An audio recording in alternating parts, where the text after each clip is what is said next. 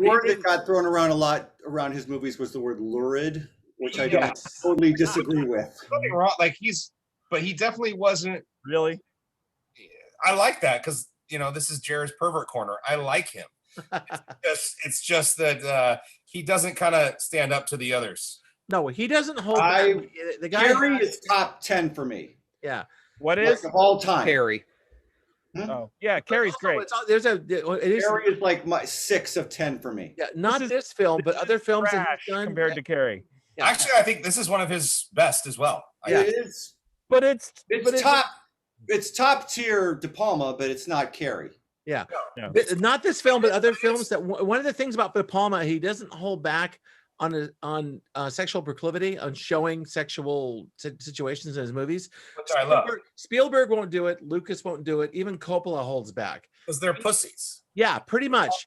We'll do it. But De Palma's just not as talented as those guys in different. Yeah, but De Palma's horny. Yeah, he's horny and he shows it on the screen, and it's just really it makes this stuff a lot different from the other guys. But here's the thing: De Palma kind of purposely does like B picture level stuff. Well, I'll give you that. This is absolutely a B picture. It's very entertaining. It's a big B picture, but it's cheesy, you guys. It's super cheesy. It's super cheesy. And for the record, I know I'm going to get a lot of guff here, but I just think I love this movie. I've seen this movie so many times. Yeah. I just don't think Nancy Allen can act. I never thought she could act. Not in this film. I had in my mind when I saw the credits rolling, I thought I've never seen this before, and I thought it was going to be Karen Allen, and I was so disappointed when it turned out to be Nancy Allen. And I think she does but she's fucking terrible in this. And also, you know who else is terrible? Dennis Franz is such a ham bone in this movie. Oh, he is. Oh, God. It's a lack of direction. They didn't give Nancy Allen anything. They didn't give Nancy Allen anything. Travolta is a one. Travolta only plays. He's like but Travolta's I think this is Travolta's best performance. It probably is, which is kind of terrifying. He's carrying the movie. He's carrying the film. Yes. Nancy Allen made a choice the way that Jennifer Jason Leigh made a choice in Miami Blues, which was my pick from a few weeks ago. Oh yeah, I remember. Like really think about, and then just think about.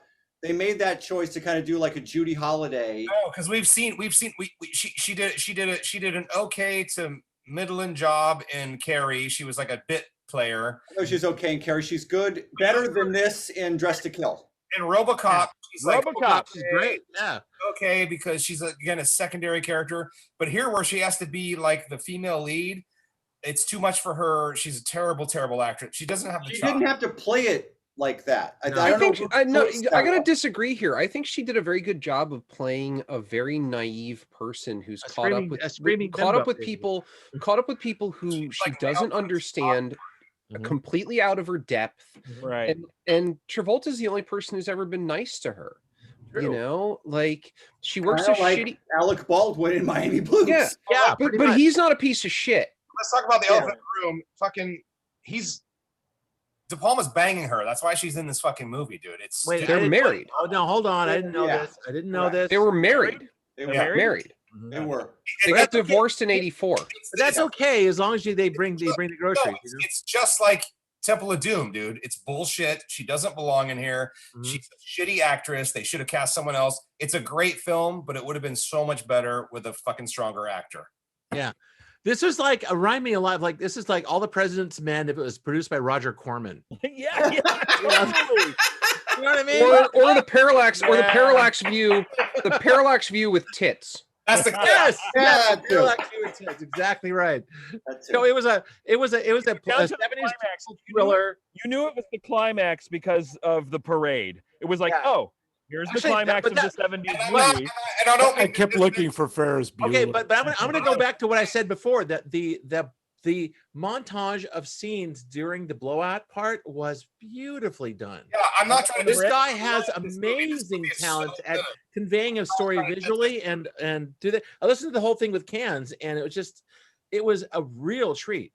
I mean, the movie about the audio guy has really good audio. Yeah, but it had dynamite visuals too. So it was like I love the whole chicks who can't scream in the beginning. The action. Yeah. No. Oh, well, that was an ongoing thing. You didn't realize. Yeah, when he comes back and he has the three of them scream, and he goes, "No, someone else," and he turns around and leaves. Yeah.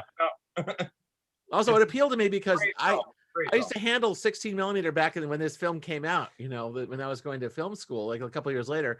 I know all the equipment he was dealing with, the Nagra 3 and the 4-gang, the magnetic player and all. I know all that shit. It is so funny. No one, it's like, it's so obsolete. You know, it's like watching a movie back in the 20s and 10s, you know, it's like really bizarre. Yeah, it's all just keyboards and monitors now. Yeah, it is. But the old analog thing, you had to run everything from a tape onto a 16 millimeter magnetic stripe thing, and you'd put it up on a thing with it. I guarantee that was for nostalgia. He was, I guess, probably did it on a I was having a weird time because they were making a 35 millimeter feature, but all the audio was in 16. Yeah. Yeah, it was very odd. He didn't have Jimmy didn't have a Steenbeck because these were shitty, low budget, like B level movies. Right, but I mean the movie itself. Oh, the movie itself. Okay, yeah. Yes.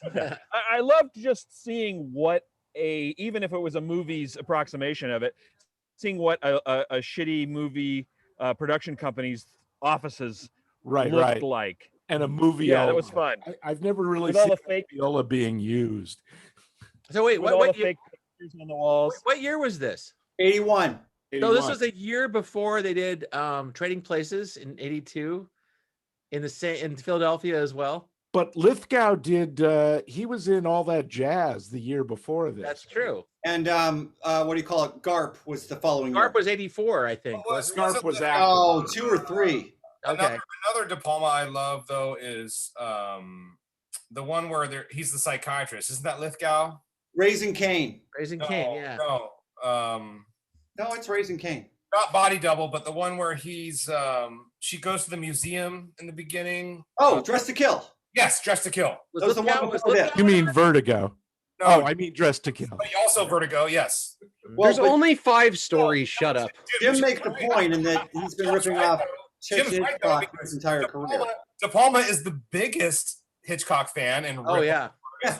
And he definitely was ripping off Vertigo with Dressed to Kill. And Dressed to Kill is also one of my favorites. And isn't that Lithgow in that one? No, that's Michael Caine. Oh, that's Caine. You know what he did that no one else had the nerve to do and link in the 70s was split screen. You've seen Phantom of the Paradise. I was actually Phantom of the Paradise has this movie. I love that movie so much. There's a fair amount of split screen in this. Yeah, there is. Yeah. There is actually. I love the fact he actually. And it's well edited. Yeah, it was great. Didn't he do associate split screen with like Rock Hudson, Doris Day kind of movies? Oh no! Go watch Carrie. Oh, how about Woodstock? Oh yeah, that's true. There's split screen in that too. Carrie. Yeah, but nothing is. He also kept doing it because he does it in Snake Eyes as well. Yeah. He does, but he didn't do it in Scarface. Weirdly enough, it's really out of fashion. It's just he did it. Are there like 2 places in Mission Impossible where he does it? Also, I think so. Yeah, I think you're right. That's correct. With like Ethan in the going into the room and the guy in the Jean Reno in the ducts. I forgot that he's the fucking director of the first Mission. That's a great film. Yes, that's a great movie. Hard to remember that one, but he did. But that's the thing that I was going to say that earlier about when you were talking about him as a B movie director. Is even when he goes big Hollywood, he still maintains some of that lurid feeling. Like that movie feels smaller than its budget, not in a bad way. It just feels like the part where the guy gets grabbed and pulled up against the grate and stabbed. Oh yeah. And he comes up and he falls back and you see the knife coming out and there's all the blood on his shirt. Like you don't see that in a spy movie. You know, there's no James Bond movie where some guy's getting fucking gutted outside, you know, in Prague, you know, and there's I mean, he's incredibly horny for the French woman for the entire movie. Like as he should be. Well, he makes everybody horny for her over the course of the whole movie. Like, right. But it's and I appreciated that about this movie too, is because I saw this on TV a long time ago and obviously so much of it would have been edited. And seeing this all laid out in its entirety in 146 minutes or an hour and 46 minutes or whatever it is. Yeah, it's nice like, and short. I really enjoyed how it flowed. I felt like the movie flowed really well. It is. It's really well paced. Even for a movie made in 1981, when we tend to think of movies as being slightly slower, I think this did flow pretty well. Yeah. Up until the parade. The parade scene's far too long. You think so? Yeah. A little bit. Well, yeah, it was actually throwing everything. They got to shoot it for free. So. But you know what? It was a build up to that did? fantastic last scene that Chris had in the background with the fireworks. Yeah. What a shot. Epic in a weird way. What a shot. I mean, again, a composite. yeah. Nonetheless, $1 million setup. Just Well, but let's talk about this for a second. I fireworks think going in the background. It was like the best parts of a lot of different movies. Like Cape Fear tried to do this and failed. You know, The remake. so you I mean? saw this the remake. movie. Yeah. I loved the remake of Cape I Fear. love the remake of Cape Fear so much. Or Split Diopter. Yeah, there's tons of actually that was Scorsese doing De Palma in some Right. ways. They went to school. Watch it again. Watch it. How long has it been since you've seen the remake of Cape Fear? Oh, Not since it came out, actually. Okay. actually, I saw it before it came out. I was working at the Metro. The manager of the Galaxy. It's horrible. Watch it again. It's fucking Wait, terrible. Scott. Wait, Scott. You were in the booth for the preview. Yeah, I I was. was at that preview. Yes, you were. I'm sure you were. I had to go. I screened it at the preview, and now, the radio guys came in, and you were one of them. So we saw it at the same time at the Galaxy Theater. But I just blew me away because it's like Scorsese never done a scope film before, and it was the colors were gorgeous in that too. It was great. But I hadn't seen Blowout since it came out at the Del Mar when I was a kid. Yes, You haven't seen it since then? Yeah, I had not seen it once since it came out, and this one or Cape Fear? yeah, No, this No, you're one. saying you have not seen Blowout since '81. I've not seen Blowout since '81, since it came out. I was lucky enough to see Blowout in 2019, I guess, because in the theater. They played it locally here, Nice. Santa Rosa, Mhm. and it was fucking fantastic. Like this movie, even though I think Nancy Allen is wrong, this movie is fantastic. Like watching this on the big screen in one sitting was fucking phenomenal. Oh, hold on. Wait for Jim's corner. Jim? What? Jim. It's Jim's corner, man. What do you think of that thing? Of what? Blowout. The movie you were talking. Have we started? Have we started yet? Jim, who's the president? What year is it? Obama. No, it's Obama's brother, Joe. Biff Obama. Yeah, Biff Obama. I liked it. I hadn't seen it. I saw it in the early '80s on cable. Yeah, that makes I sense. didn't see it bastardized, and my reaction was the same as it was then. It really made me want to go back and see Antonioni's Blow Up, but I don't. Someone should pick that. no, that's Absolutely, it should. Also free on Prime. Huh. Guess whose pick it is this week? Yeah. I was looking for those Jim Varney flicks, but I couldn't find them on an expensive service. Ernest Saves Christmas. Wait, so other than making you want to watch Blow Up again, I have a problem with De Palma, and his homages to Hitchcock usually end up feeling like he's just ripping him off for an audience who doesn't know who Hitchcock is. That's true. That's Very honest. True. Very true. Uh-huh. Yeah, but he definitely knows how to put a flick together. I was amazed. I was watching some of the split screen stuff, and the editing between the two screens was actually quite good, I thought. Oh, yeah. Yeah, he's good. He's a good filmmaker. But Everything that's shot inside, shot inside in this movie, whether it's a set or a real location, is beautifully lit. Vilma Sigmund. The problem is everything that's shot outside is terribly lit. No. The problem is Nancy Allen is trying to act. No, man. Look at, and I know they had a different DP for the parade scene because someone lost all of the reels of the original shots of the parade, and they had to go back and reshoot it. Whoa. $750,000.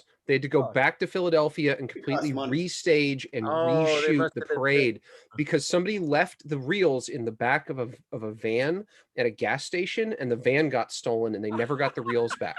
Oh my God. Wow. Look at behind Scott. The lighting in that scene is trash. It was thrown together. That had to admit. Yeah. But I felt that way about a lot of the outdoor stuff. Even though I liked the part where the guy's getting the film out of the back of the van and then he dollies it in, and then Travolta comes up and pulls up and walks in. Like, I thought that was a well shot scene. It didn't look good. Like the interiors make up for it though. Like the interiors are gorgeous. They are. The Lithgow over the bathroom stall, that kind of stuff. Well, look at this mall. Look at all the blues. All those overhead shots. I kept thinking of Taxi Driver, the final sequence. Yeah. They're tracking through that tenement. Although that made it feel fake because you realize you're looking at a set. You know, they realize. Didn't matter. It was awesome. Except Scorsese actually filmed it in a tenement, and they just tore the floor. Yeah, they actually bit holes in the floor to make that shot work. I know that, but it still looked like a set. So he kind of worked against himself a little bit. This is, this is gorgeous. Also, like this I think the great shot behind you. The moral conclusion of this film, where that surprised me. I forgot about this watching this as a kid. Is that the end of the film? Travolta is basically an asshole. This is what I've been waiting for. I can't believe it took this long to get to this. I know, but it's like, there are two things about this movie that I do not think have aged well. Nancy Allen's performance and that fucking ending, which is, I both admire it for being incredibly fucked up, but it's also incredibly fucked up. It is. It's a fucked up ending. I can't believe how fucked up it was. Fucked up. They set it up. They set this whole thing up twice. Then they knocked it down at the end. Those motherfuckers. When they come back to him, he's still in the studio and he says whatever he says. He puts the sound of his girlfriend getting murdered in a shitty. And it's perfect. I think it's fantastic. I actually, to me, that was one of those things I didn't not see it coming. Like when she got killed and she screamed and you know that he's got the wire on for it. Yeah, right. There was that part of my brain that went, oh, now he's got a pretty good scream. And then I was like, no, they're not gonna. Oh, they're doing that. Awesome. Yeah, and I was like, let's go. This is the part in the movie where you realize Gwyneth Paltrow's head is in the box, and you're like, this is a different movie. I actually think it's worse than Gwyneth Paltrow's head in the box. No, but that's what I'm saying. It's when you have that moment where you're just like, oh, this isn't going to go the way that I thought it was going to go. They're all going to get away with it. There's not going to be any resolution for anybody. And he's going to use the scream in the movie because that's the only thing he can do. It's the same. It's Tiffany's thing. It's like the parallax view where it's just like, oh, I guess that's the end. Yep, they're going to get away with it. You know what this is? Failure. This is the lizard brain ending. This is like the lizard brain's like, oh yeah, this is going to be this scream is going to go in his thing is going to make him happy. At the end, it doesn't. He's in the movies. He's suffering through it, but he knows it's going to make him successful. It's right down to the hippocampus. I swear to fucking God. It goes kind of hilarious. Right down to the center of the brain for him. It's actually the ultimate nod to Hitchcock because Hitchcock thought of his fucking actors as sort of cattle. So same thing. It's the same thing.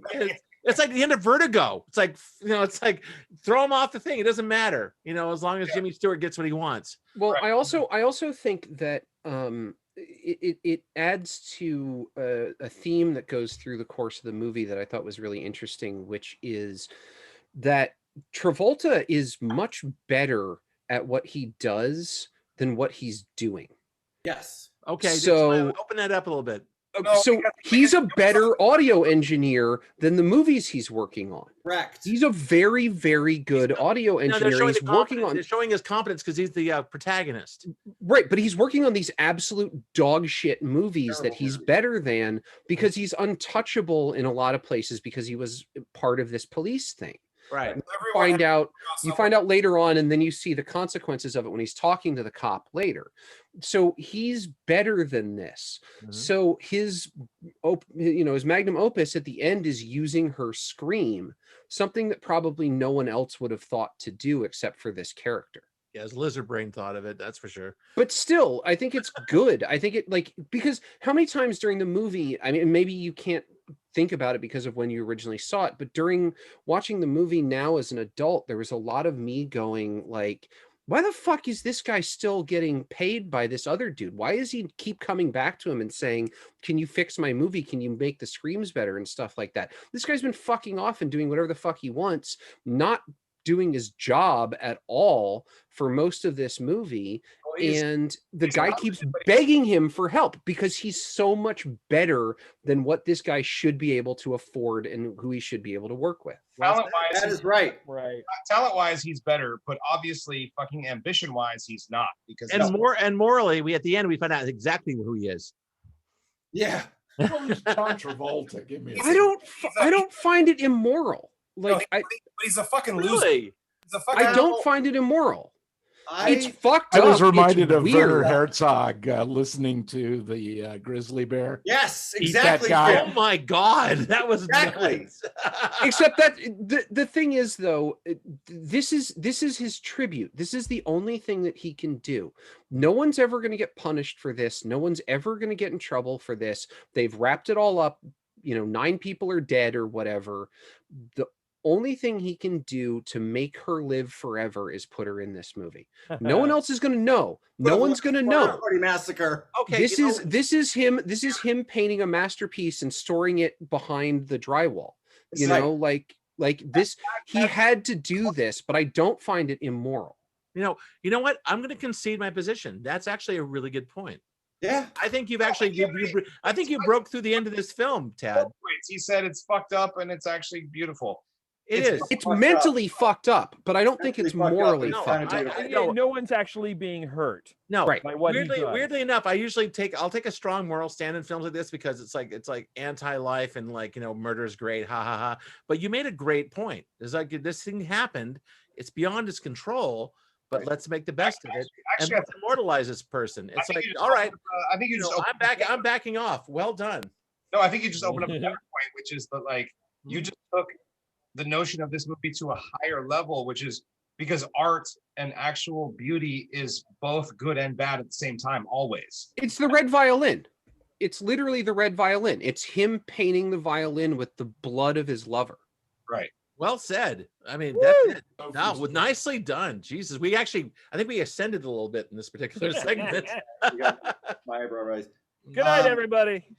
Well, okay, just for posterity, I'll just there's a couple of things about this that I don't know that have aged all that well. Like, I hadn't seen this since I got the Criterion Blu-ray about 10 years ago. Mm-hmm. This has always been in my top De Palma. Like I said, I just rattled off Sisters, Phantom of the Paradise, Carrie, The Fury, Guilty Pleasure, Dress to Kill, Blowout, Scarface, Body Double, Casualties of War. It's the Untouchables. Really Untouchables was after that, which I really like. I love that film. The first flipping Mission Impossible. There's a documentary that was made about him a couple of years ago. I would highly recommend you guys watch if you get the chance. It just took my appreciation of him because he is the sort of lurid B-movie version of the whatever that 70s Rat Pack was. He was over there making horror movies, genre movies. I don't even know what the hell you call Phantom of the Paradise, but he's definitely one of my favorites. Well, he gets so fucking sick of the MPAA after that he makes that he Paradise is some kind of weird long lost cousin of I love that movie. I love that movie so much. That's just it's so direct and so fun. It's like a long lost cousin of Rocky Horror. It is. Correct. Same Rocky Horror era. Also, Tad, this is that Brian De Palma is El Spielbergo, right? Yeah, kind of. He knew what I'm talking about. His Mexican non-union equivalent. Yes, his non-union Mexican equivalent. Get me Philadelphia non-union Steven Spielberg. Anyway, Brian De Palma. The point I'm trying to make, so there's things that haven't aged well, but then I don't know, I do this, you pull the things you're going to use for the screenshots later. there is an embarrassment of riches when it comes to like the visuals in this thing and where he decides to put the camera. And it's almost always interesting. And that's kind of like been his thing for a really long time. And I don't know he gets enough credit for that. And Travolta's performance. I took 14 screenshots of this. Yeah. Oh, I've got at least that many. Yeah. I think De Palma wears his artistry on his sleeve. You can see it, and it's still good. So John, I agree with John that basically this is like a B movie it's a B movie conspiracy thriller like Parallax View, maybe a little more lowbrow than that. Again, American International. The director's technique. Way more. I would watch this over Parallax View any day. Director's technique, and it's like, let's face it, like some of the stuff that he does is bordering on the self-indulgent, and bless him for it. Yeah, well said. Because I found it just makes it relentlessly interesting to watch. And it's sort of, we're going to get to it in a minute, but I didn't think I had a theme for this week, but it's almost like, and we'll get to Asia, was it Asia, whatever the fuck his last name is. Like, it's like, I'm going to take this thing and I'm just going to throw a lot of technique at it and see what happens. Yeah, right. And that's kind of what I feel like De Palma did with this. No, maybe this movie needed more rats. No, John, in the middle of this film, I was watching his placement of camera, his movement across the lines like that. I had a flash on your clip from Black Klansman, where Spike Lee could not figure out what to do with the goddamn camera. He cuts wrong twice. The opposite of De Palma. It's like it's not easy to learn how to put the camera in the right place. You know what I mean? And it's not just where to put the camera, cut it, the pacing, the mood. Yeah, exactly. Like, it was just like he's so good. We looked down our nose at this guy. It's kind of like I said, a B movie Spielberg, but he's a master of his technique. This for all you guys to watch Carrie again. This made me laugh. This made me laugh right here. Yeah, Ryan. President.